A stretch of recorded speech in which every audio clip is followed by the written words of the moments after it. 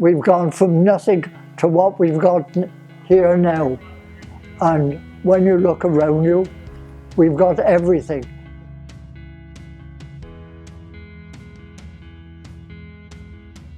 Bob Goodey, I'm 92, and I came to Chepstow after the war, and owing to my disability, I couldn't play any sport. I have been a member of the club, a life member.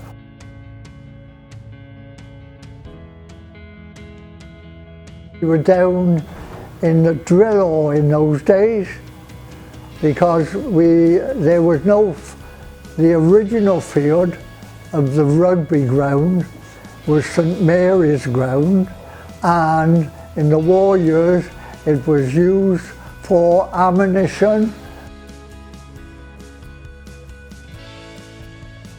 And then we moved from there. The army at Beachley gave us a ground which we used to travel over there, play there, and we had the drill hall as our headquarters. We had the opportunity to move from there to St R.F.C at the racecourse.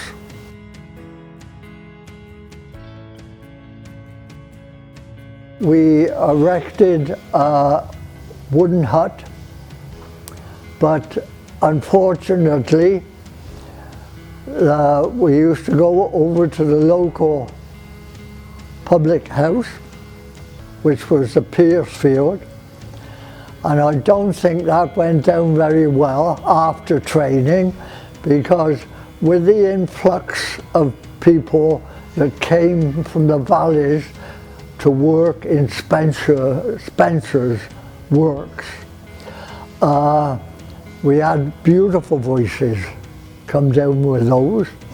And after the training at the racecourse, we used to go over to the Piercefield in the lounge and start singing. Though they had beautiful voices, but the level of people out there didn't want that type of thing. And what happened then, this ground was a football ground. The local council and a little bit of influence from different people were given this ground, which just the main field. We went from there and we started then. The Sports Council of Wales gave us finance to build the little lounge changing room, which was a changing room, kitchenette, and toilets and a referee room. We used to get in there once a month and have a committee meeting with a crate of beer, and we thought, well, that was, in those days, was like having the Millennium stage at Cardiff. We had a wonderful man come along. His name was Dougie Upton, which is the ground is named after Dougie. He said, having the meeting, he said, I've got an idea to build a rugby club. And we looked at him, and someone said to us, he's going mad. About 3 weeks after, to a month, along come Dougie Upton carrying a roll of paper. And he'd been down to Chepstow, and with his influence, he had borrowed the plans of the senior citizens in Chepstow.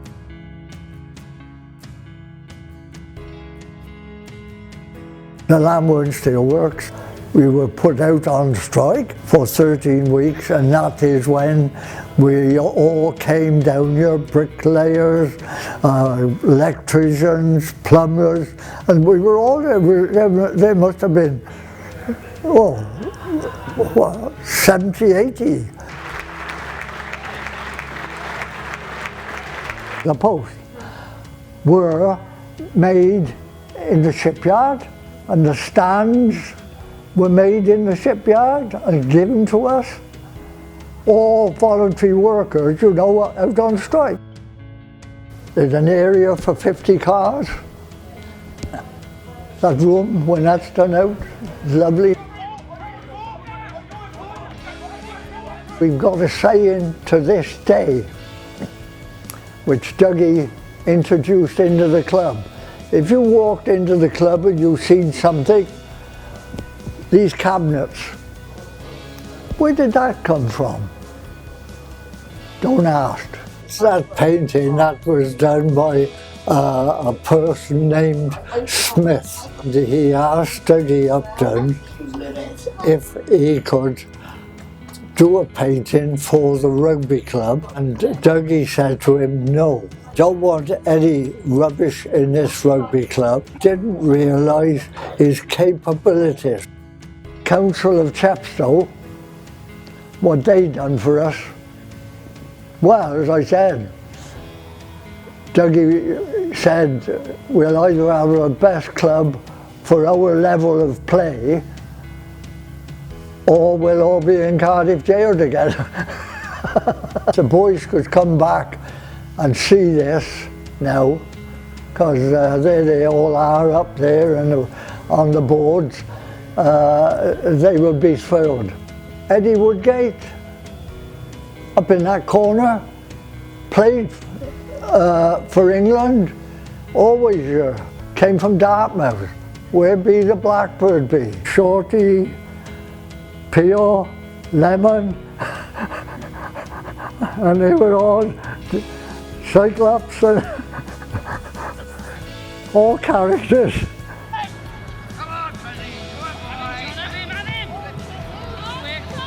The comradeships and pulling one another's legs out, you know, it was out of this world. But the only thing is now that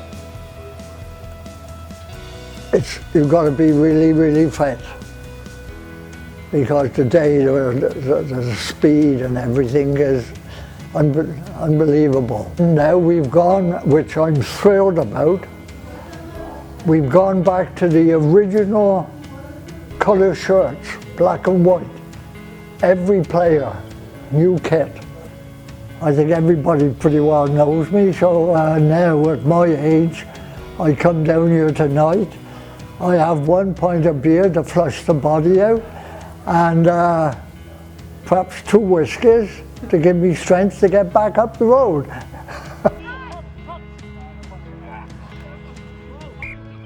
Because you can't imagine, from nothing.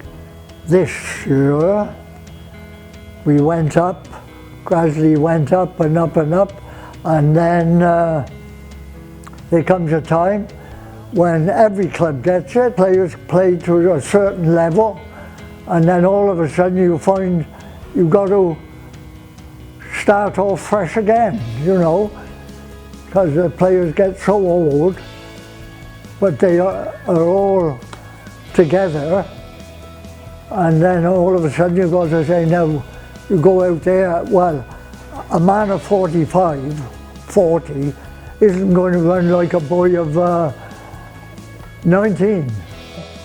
You haven't got the voices. I mean, those boys that came down from here were all choirs and that sort of thing. And God, one would get up here and he'd sing and you wouldn't hear a sound. I mean, it's all run on by the staff. Everything else is done on voluntary labour and corruption. If they come up through the mini, which a lot of them do, our chairman did now, and that's the first time we've had a chairman like that's come up through the ranks. And he played for different teams, different sections of the teams, like youth and that sort of thing. And then they go away. When they get talking, immediately they say, oh, where do you come from? Oh, Chepstow, that's my team. And I've met people in London that who played for Chepstow, look, years ago. Oh, that's where I played there, like, you know, and different ones. Oh, you meet these boys. It's just like a club, and they always go back to their own club. I don't know quite where this is going to end up, because it's situated and we've got everything, as I said, the car park there. The whole area, and every year, this year, brand new kitchen. Don't ask. Brand new floodlights. Don't ask.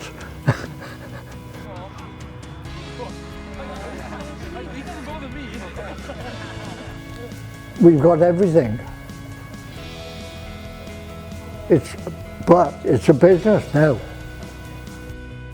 When I sit down now and think back of what was down here with people, with fights and things like that, because there was no money there, and people were giving us this and doing that and so on, and that is how the club was built.